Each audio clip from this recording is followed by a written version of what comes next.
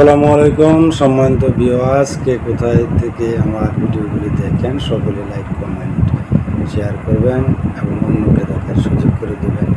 একটি গজলের কয়েকটি চরণ আপনাদের সামনে তুলে ধরছি, শুনুন, ভালো লাগলে লাইক দেবেন। কিসের গৌরব করো রে মন, কিসের গৌরব করো রে মন, কবর শেষ ঠিকানা। রঙিন রঙিন দালান কোঠা, সুন্দর বালা খানা।